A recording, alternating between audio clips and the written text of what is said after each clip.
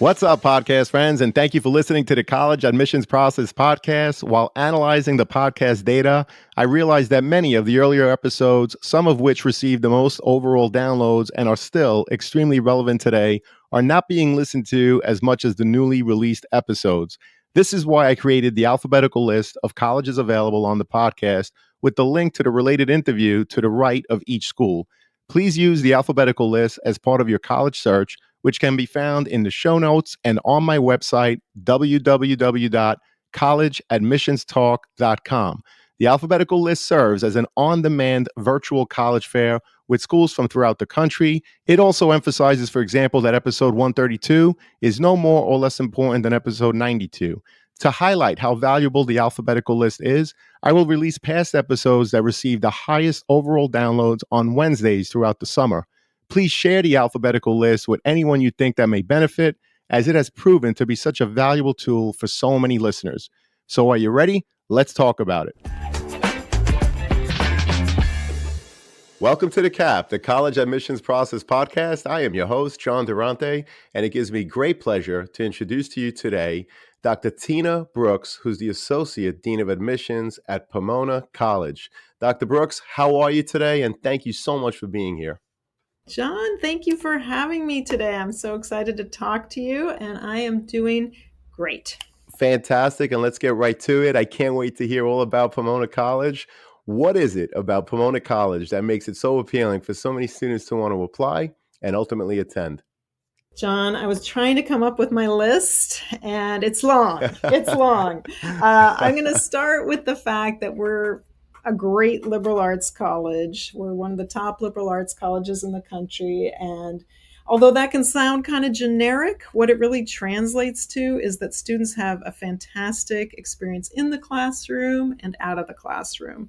We've got those nice small classes, average size of 15, which means you're getting lots of attention from your professors who only teach undergraduates. So just imagine you are the focus of their attention. And these are folks who you want to learn from, you want to mentor you want to take advice from. And they're all about you and your learning. So it's personalized, it's individualized. You can explore across the curriculum. You're not shunted into a little chute that says pre-nursing or pre-engineering. No. You've got the whole candy store to explore in terms of classes. So the academic experience is awesome. A few other things that stand out about Pomona. We're a small college, as I said, about 1,700 students, but we're part of a 5-college consortium. I know that sounds abstract. I'm going to break it down for you. There are 5 small colleges in Claremont. Altogether, there are about 6,000 undergraduates, and we're all within 1 square mile. So we're not one of those East Coast consortia where you have to take a bus to go to the other campus. No. You can get on your skateboard. You can use your 2 feet. It's going to take you, 10 minutes to get to another campus and sit down in a classroom and take a class over at Pitzer College, Scripps College, Claremont McKenna College, or Harvey Mudd College. So look, you're at a small school, but you've got 2,700 classes you can pick from. You've also got 6,000 other interesting, smart students to connect with. You've got clubs and organizations across the colleges. You've got 7 dining halls you can choose from. You've got combined athletics teams. So it's really unique among the higher ed landscape in being so integrated a consortium. The other thing is our location. A lot of colleges, as you well know, are concentrated in the Northeast. What about Los Angeles? Do you want to go to college in Southern California? A lot of folks actually do, because we're an hour away from the beach. We're about an hour from the mountains. We're an hour from the desert. So you've got all those great natural environments to explore, but you've also got the second largest city in the country, just a train ride away. We're a couple blocks from the Metrolink train station. You can easily get to LA. Students love it for concerts. They love it for internships. They love it just day out at the beach. The other things, and I know I'm going on and on, but I've got 2 more for you. I've got resources. We have funding for internships. We have funding for research. And as I mentioned, we have no graduate students, so you are the research assistants for your faculty. So lots of opportunities there. We have, I think it's about 58 study abroad programs you can take advantage of. It's not going to be any additional cost. So, a lot of great resources at Pomona College. The other thing to mention is we're probably one of the most diverse campuses among small private colleges. We are over 50% domestic students of color. So, if diversity intrigues you, if you want to be in an environment where you're going to meet lots of different types of people with different backgrounds from different countries, different races, ethnicities, religions, the whole gamut, it adds up to a really vibrant community, both inside the classrooms and in your residential life. Well, thank you so much for that comprehensive introduction. That is terrific. As Pomona, it sounds like it truly has something for everyone. By the way, I read that it's considered the finest liberal arts college in the West. So it's not just any liberal arts college. And it's easy to understand why, because all of the great programs that you have to offer. You mentioned the research, you mentioned the vicinity to LA. Obviously, you have so much in your classrooms and beyond. Again, Dr. Brooks, we really appreciate that introduction. So let's get to it. How many applications do you review a year? And do you, Dr. Brooks, represent a specific region? Yeah, thanks for asking that question, John. We do manage different territories. So each of us in admissions has certain states, cities, countries where we focus on those areas. We read those applications every year. We travel to those areas. So we get to know them very well. We know schools, we know counselors, we know areas. So personally, I represent Connecticut, Minnesota, Wisconsin, and New York outside of the five boroughs. Someone else claimed the five boroughs, but I've got the rest of New York. And then we all have bits of California. California is really large, as you might know. So I have Marin County and then what's called the far north of California, which honestly is about a third of the state, way up north. So those are the areas where I travel to and I read the applications. Personally, I took a look and I read about 550 applications last year. I looked at one of my colleagues who I know had a lot, and he read about 950. So Wow. that's probably the range of applications. But the way we review applications is actually very interesting. It's called Collaborative Based Evaluation, or CBE. And I think it was developed at the University of Pennsylvania, and it's spread to a lot of colleges because and universities because we find that it's a fair and efficient way to review applications. And I say fair because it's not just me reading your application if you're from Connecticut. I work with a partner. So every day I get assigned a partner, one of my colleagues. We sit down, we're both on our laptops, we're reading Connecticut applications, and we are having a conversation about each application as we review it. So it's not just my biases. I'm going to be checked by my partner, and we're going to be discussing, and we're going to be, seeing things that the other person missed, and we will come up with our take on the applicant. I'll be taking notes if it's a Connecticut student. And we reach a conclusion. Maybe we want to admit the student. Maybe we want to waitlist. Maybe we want to deny. And then we're finished with that application. So that's step one. Step two, I'm going to take a look again at any one that I didn't put in the deny category to see if I'm going to bring that candidate to committee. So I'm preparing. I read the whole thing again, redo my notes or, add to them. I might decide at that point, I've read all the applications of Connecticut now. This person actually doesn't stand out. Or I might decide, you know what? This is the best of the best. I'm presenting this one to committee.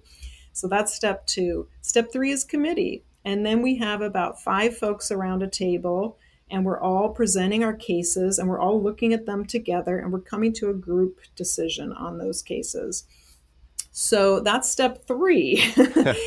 Step four is going to be we always end up with too many that we like, that we want to admit. And then we've got to take out our scissors and do a little bit of cutting and get it down to the number that we can actually offer admission to. So that's the way the process works. I think it's pretty interesting and it kind of highlights you're not just writing for one person's eyes. It's really your file is probably going to be looked at multiple times by multiple people.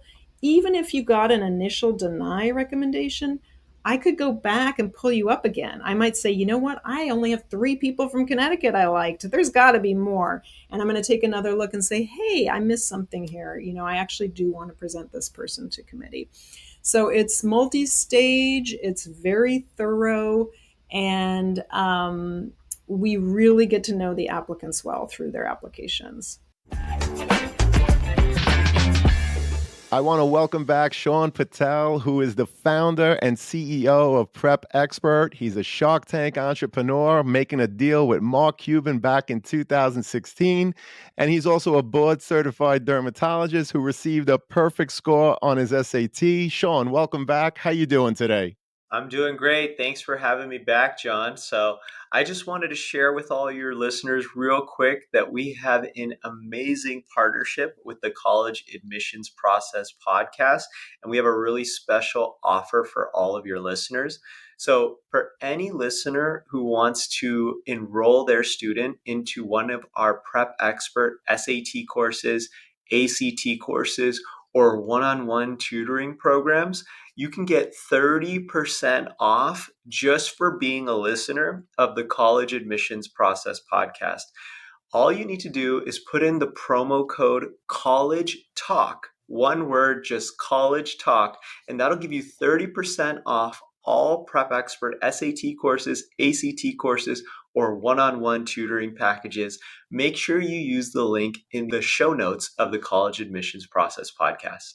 Thank you, Sean. We really appreciate it. To our listeners, as an affiliate partner with Prep Expert, I want to be transparent with you that for every purchase made using our coupon code, which is College Talk, the College Admissions Process podcast will receive a small commission from Prep Expert. But rest assured that we only promote programs that we believe in and feel would benefit our listeners. So whether you're preparing for the SAT, ACT, or need a one-on-one tutor, Prep Expert has the tools and expertise to help you. For more information, please see the Prep Expert affiliate partnership link in the show notes. And now let's get back to the show. Well, I really appreciate that overview and all of the insight. Thank you so much. It's always interesting for students and parents to hear about what happens when they hit submit and send in that application. So thank you again, Dr. Brooks. And speaking of the applications, what are the different ways a student may apply to Pomona College? And is there a benefit to applying one way over the other? Sure, I'm glad you asked that. There is a lot of interest in how to apply. Should I apply early decision, early action? We do not offer an early action option. So what we offer is early decision or regular. Early decision, you might apply in that first round, which is due by November 15th. That's for someone who they are set on Pomona College. They love Pomona College and they don't want to go anywhere else. And they're ready by November 15th to hit submit. Great. Then there's the folks who like Pomona College. Maybe you discovered it in October. Maybe you're not quite ready. Maybe you want to show grades from your fall semester. Maybe early decision 2 is right for you. There's a second round where it's due January 8th.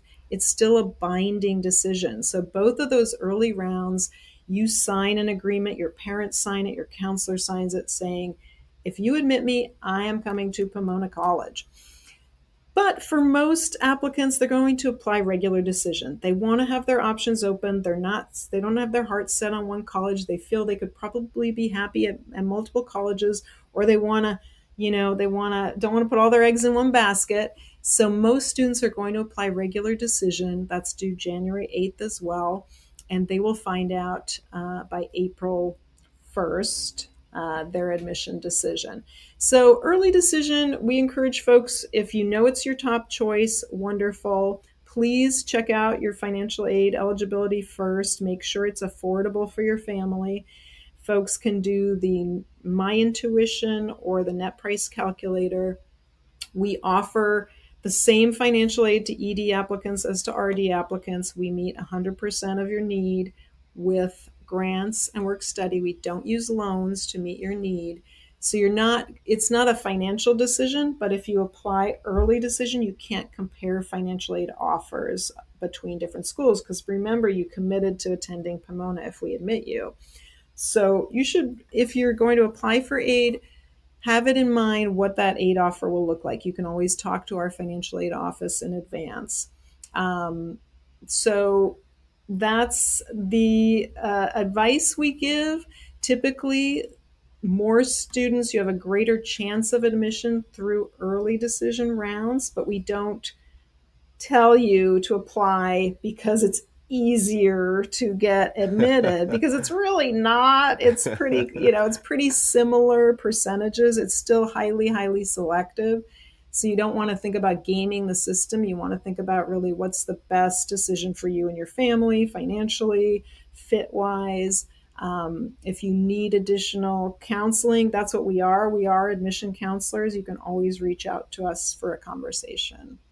Well, I appreciate that overview. Thank you so much. And I also am happy that you mentioned the net price calculator, which is located on the Pomona College website in the Office of Undergraduate Admissions. I'm going to have a link to that in the show notes for students and parents. And I also appreciate how you talked about just how accessible you are as a counselor. And of course, if anyone has questions about financial aid, they should really just reach out to the financial aid office at Pomona College. And I know that there are people there ready, willing, and able to help answer any and all questions. So thank you so much, Dr. Brooks. Also, I know that Pomona College is in fact test optional, but can you share what role do students' grades and test scores play in your overall admissions process? Of course. Like many schools, we went test optional during COVID because it was very difficult for students to take the test. We didn't want to throw up barriers to applying. And the reason we extended that policy, John, is to gather some data. What difference does it make to be a test optional school? Admissions doesn't set those policies, it's the board of trustees at colleges that set those policies. So we want to be able to gather data for a few years to present to the board to say, hey, it did make a difference or it didn't make a difference in terms of how those students who were admitted under that policy, how they performed at Pomona. Did they do well? Did they graduate on time? So we have that policy until fall of 2024 when we're hoping to have gathered that data and made a good decision. So at this point, what we're finding is that about half of our applicants will submit test scores. And when we look at who we've admitted, about half of the students we admit provided test scores. So that doesn't give you a lot to go on. I know it's sort of half and half, right? So we really do encourage students to make that decision for themselves. Are you the kind of student who tests well? Are you the kind of student who enjoys studying for those tests? Are you the student who has the means and the opportunity to take the test? It's not for everyone. And frankly, we don't want to counsel students to take the test because there are other ways to spend your time that might be more valuable, honestly. I really feel that if it's not something that appeals to you and you would be better off spending that time doing your schoolwork, pursuing something that's more interesting, athletics, music, work, anything that might be more valuable for your college application or just for your own personal fulfillment, then you should probably go in that direction. In terms of what role the test scores play in our admissions, it's it's not a huge factor in making an admissions decision. If anything, it's a tiny up and down kind of lever. So if you are admissible on the basis of your coursework and your grades and your recommendations and all of the pieces that we look at, and you happen to have high test scores, great, wonderful. We wanted to admit you anyway. If you were that great admissible student and you have very, very low test scores, we would still bring you to committee and we would say, yeah, I see the test scores. It's unfortunate, but look, this is a great student. It's not going to impact us admitting you. So again, it's one of those little up and down kind of levers, but I don't think it's going to really tip someone into the class or keep them out. Grades are much more important, I will say. And what we really look at is the courses you've taken and how you've done in those courses. We do want you to challenge yourself. We don't expect that you take every AP course offered or full IB or all those things, but we do suggest that you challenge yourself where appropriate. So if you are a math whiz, if you love math, please take the challenging math classes.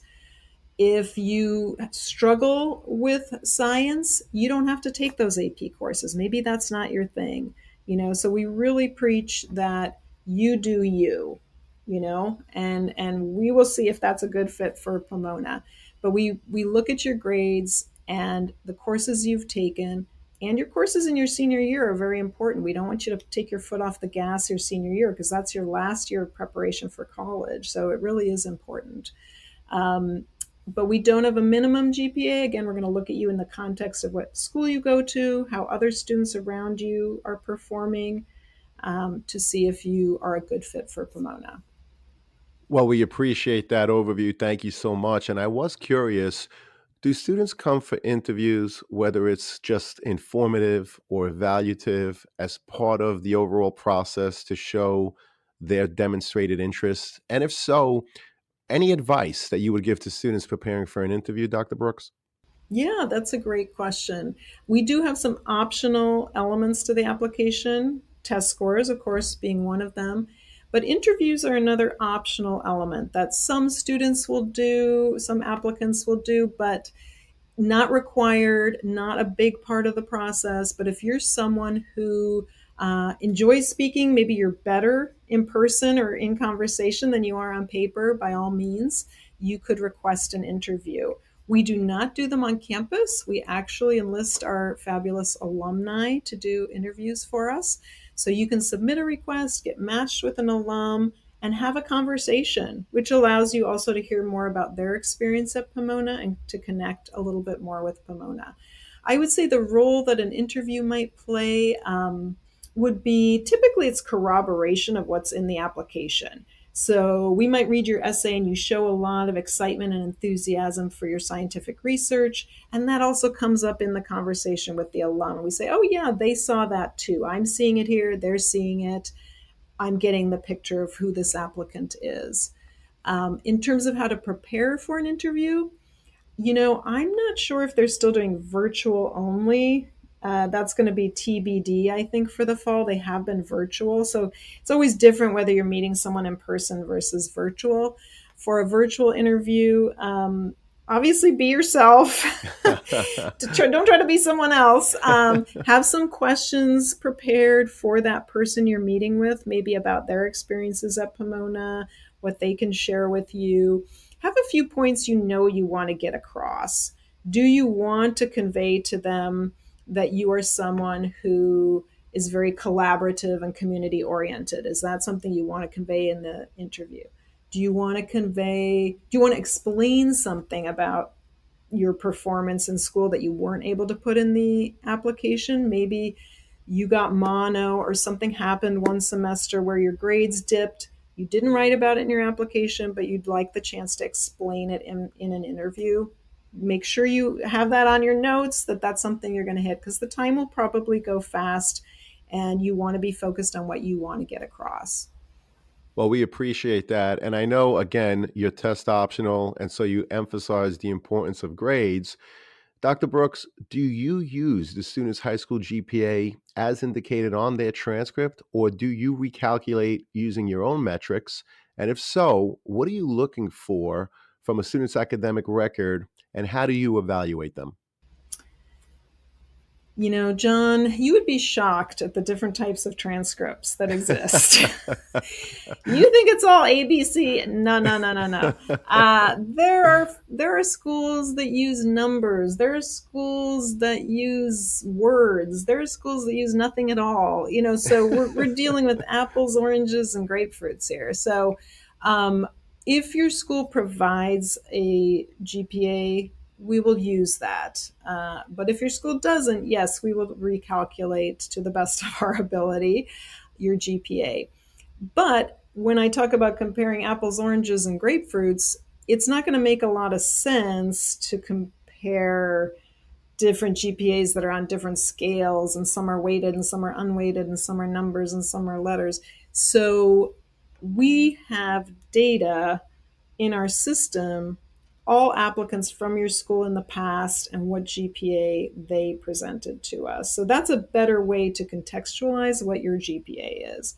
So if your GPA, John, is a 3.0 and it's unweighted, and the highest GPA we've ever gotten from your school is a 3.1, we know you're up there at the top, right? But at another school, that could be a quote unquote low GPA. So we're trying to look at you in the context of your school group. And to make clear, if we've never had an applicant from your school before, don't worry, that's okay too. We usually have a school profile that tells us how your school represents grades. If not, we go online and we look it up, or we call your counselor. So we're going to get all the information we need to be able to evaluate your GPA. And what we're looking for, it's not necessarily the student who has straight A's that we're going to admit. We're going to admit the student who shows a lot of intellectual curiosity, a lot of enthusiasm for learning. The teachers speak to what you contribute to your classes. I always say I'm always impressed with the student who has a recommendation from that one class they got a B in, because I know they weren't as concerned about the grade as they were about the learning and about the effort they put into the class. So it really is about the holistic picture we get of you as a student. You're not all boiled down to that GPA number. Hi, John. This is Cami from the University of Michigan. My favorite thing about Dormify is how supportive they are with all things college. Dormify is truly like a big sister guiding you throughout the entire college journey. From relatable content on social media to tips on how to maximize your space, Dormify has the answer for everything. I highly recommend incoming freshmen, college students to check out Dormify on social media for all things college. Thank you for listening. Thank you, Cami, for introducing Dormify to our listeners. Dormify is a one-stop shop for stylish and functional dorm decor, offering a wide range of stylish and functional products for anyone looking to decorate their dorms or small spaces. From bedding to wall decorations to storage solutions, Dormify has everything you need to transform your living space into a comfortable and stylish home away from home. Use our exclusive coupon code College Talk, that's one word, College Talk, to save 15% on most products when you shop at dormify.com or through the link provided in the show notes. Please note that if you make a purchase through the affiliate link or coupon code we provided, the podcast will receive a small commission from Dormify. But rest assured, we would only promote products that we truly believe in and think will benefit our listeners. And now, back to the show. Well, I appreciate that. And I love the insight in terms of comparing a current applicant to former applicants from his or her high school. I think that's fascinating. Thank you so much for sharing that insight. I was also curious, does Pomona accept AP, IB, or dual enrollment classes for credit? Yes, we do. Selective colleges like Pomona tend to be a bit stingy in that regard, I will say. So we only accept two, a maximum of two. So if you have a 4 or a 5 on an AP exam, or a 6 or a 7 on a higher level IB test, we will accept that as one Pomona course credit. And students here typically take 8 courses a year, 4 courses a semester. They end up with 32 course credits to graduate. So it gives you a little leeway. You only need 30 to graduate if you've got those 2 credits. Most students at Pomona, I'm going to be honest, graduate with more than they need at the end of their time here because they love learning and they take a lot of classes. But it gives you a little leeway. If you want to drop a class a semester, something like that, then you've got that little cushion. In terms of dual enrollment, you may be taking courses outside of your school, maybe at a community college. If those courses don't appear on your high school transcript, or if they're not meeting high school requirements, those could be eligible for credit. But if you're taking Spanish at a community college and it's fulfilling your high school requirement, you can't double dip. That's really considered a course fulfilling your high school requirements. But again, if it's above and beyond your high school classes, then those could be considered for credit as well. Understood. And I know we touched upon the senior year grades a little earlier, but how important are students' courses in progress and grades in their senior year? And what are you looking for when reviewing them? Yes, that is a great question. Sometimes students, understandably, they get to senior year, they're getting done with their requirements, and they think, great, I can just take a few electives my senior year. I can check out early at lunch and just have fun or go work on my job. That doesn't look that great to a college like Pomona. We want students who are actually excited to take some courses their senior year. They know they need to get that foundation, whether it's calculus or AP English. So we do look for you to continue taking 4 to 5 solid academic courses each term of your senior year.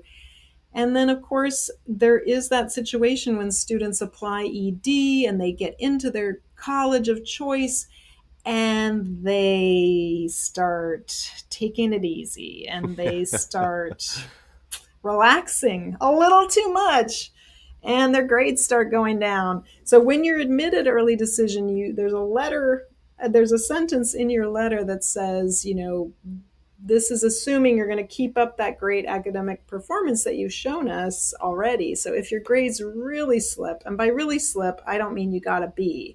I mean you got all B's where you had all A's before, or you got a C where you never had a C before. If there's a dramatic change in your performance, you will be contacted by our admissions office and we will start that conversation. Students every year, it's very sad, but they will have their admission revoked at colleges like Pomona if they really drop off in their performance, heaven forbid, fail a class, something like that. So we are looking that you continue pretty much the course of your trajectory where you're doing well and you're taking solid courses first semester and second semester of your senior year.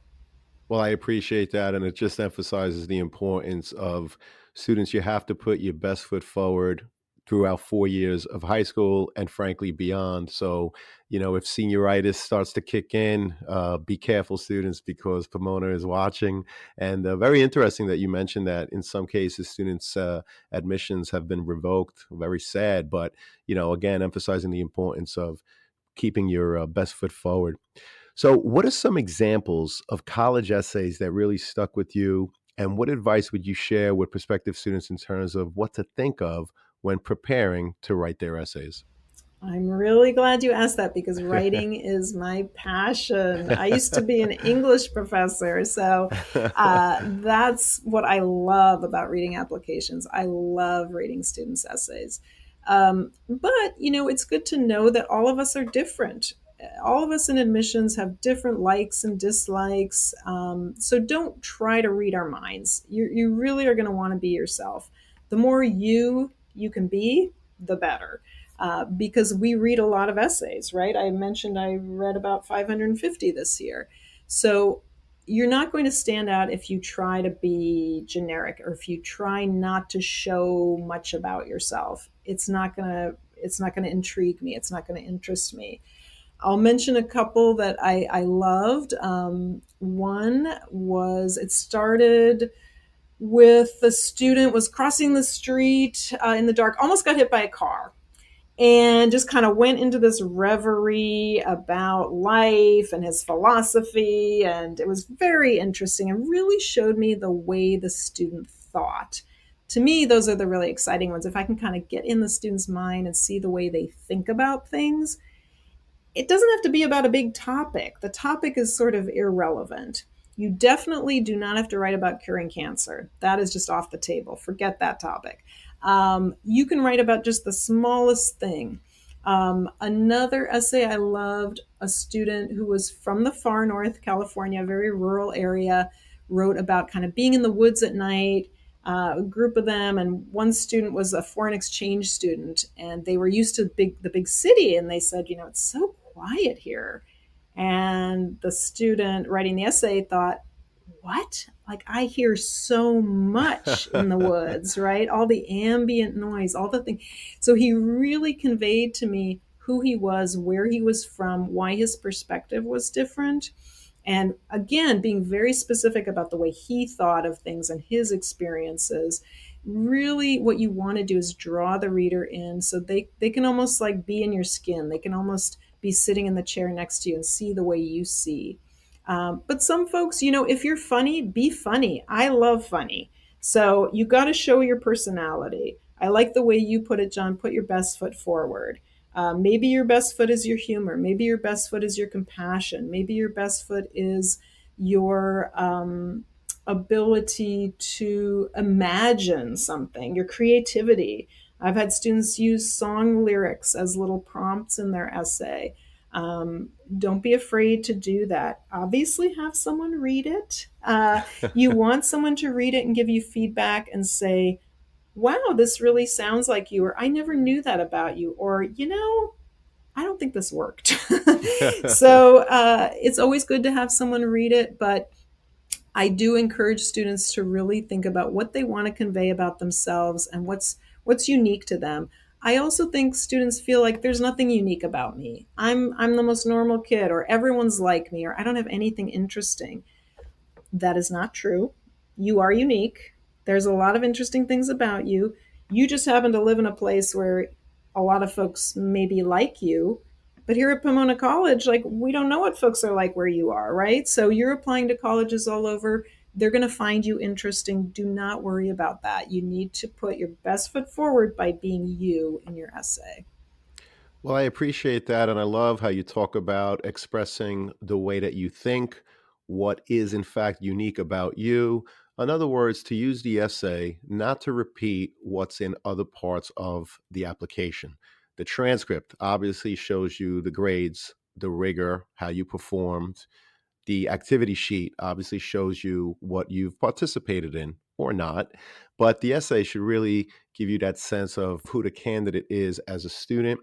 Many times we say if the admissions rep reads the essay and doesn't learn anything new about the student in terms of how they are reflective or not, or in terms of who they are as a person, their character, then maybe you should go back to the drawing board and rethink the essay. Again, it's something that you have to learn something new about the candidate from. Do you agree, Dr. Brooks? I agree. I agree. I often say it's like you're the character in this novel we're reading. So if Right, I read your activity sheet and I already know you spend a lot of time playing soccer, right. I don't want to read an essay about soccer in particular because I already know that about you. I want to learn something new about you. Right. Well, that's great advice. Thank you again so much. We really appreciate it. And speaking about soccer, what about students aspiring to play sports in college? What advice do you have for prospective student athletes in terms of making their intentions to play known? Yes. Pomona is a Division III college. We are in the Southern California Conference. And so I hear the Division III athletes are just smaller versions of Division I athletes. They're just as good. They just happen to be a little smaller, right? I work with several of our coaches. I'm one of their liaisons for men's and women's tennis, women's softball, women's soccer. So I help them doing some pre-reads for students who are interested in playing. My advice, if you are interested in playing at that intercollegiate level at a D3 school, you should reach out to the coaches.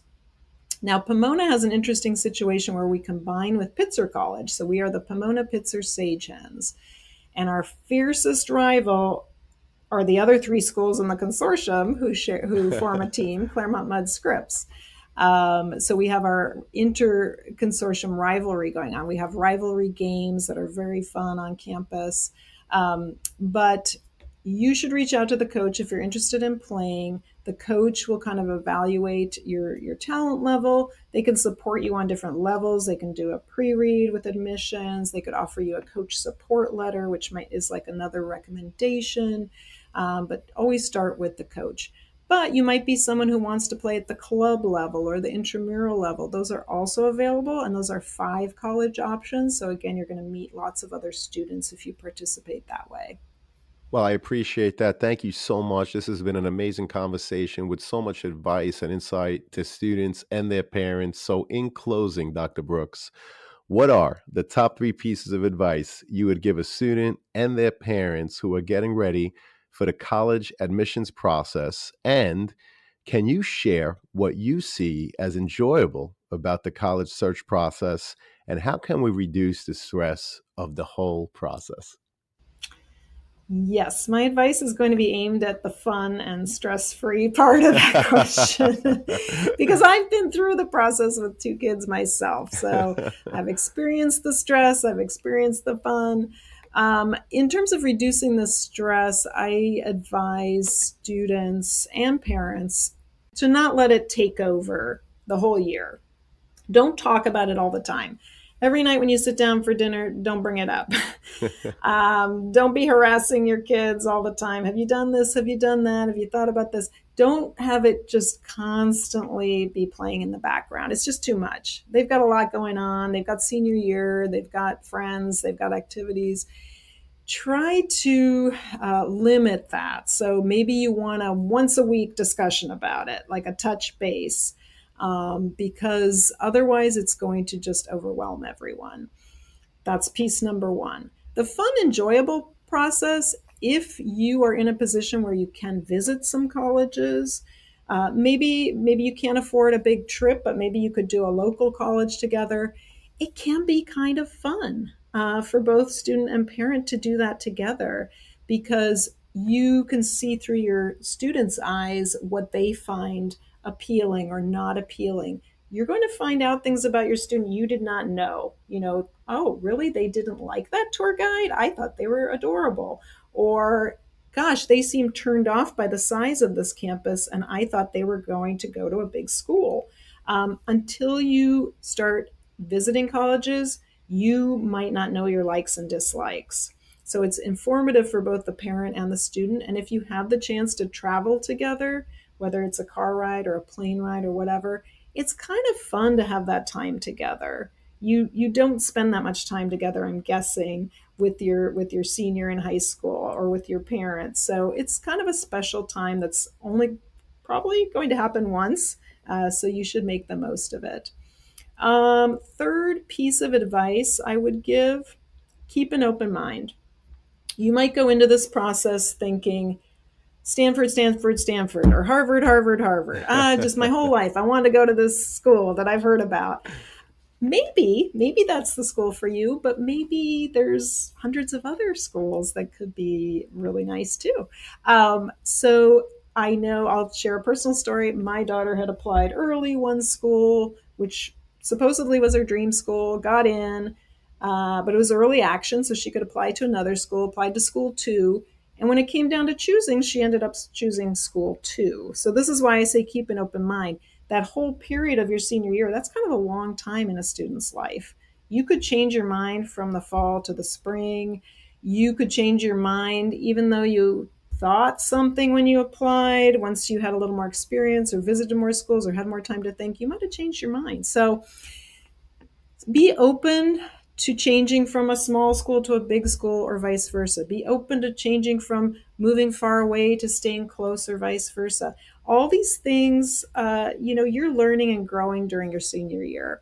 So be open to it. Keep talking with your parents. They may have a different idea than you, so you definitely want to be on the same page. Have those check-ins, have those conversations, and it's going to be great. You're going to college. Well, we can't thank you enough for all of your insight and advice. It was amazing to hear about all the great things that Pomona College offers, not only in the classrooms, but beyond. And I really appreciate the insight in terms of the overall application process and how you handle it at Pomona College. Dr. Brooks, thank you so much. I'm so happy because I know this is helping so many students and their parents. We really appreciate your time today. Looking forward to having you again. Thank you so much.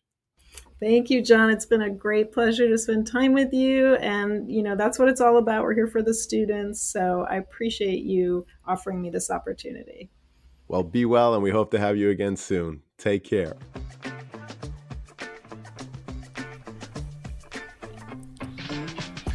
Thank you for joining us on this episode of the CAP, the College Admissions Process Podcast. We hope you enjoyed the show. If you did, please don't forget to tell a friend and follow us on Facebook, Instagram, Twitter, and wherever you listen to your podcasts. I am your host, John Durante, and I look forward to seeing you on the next episode of the CAP.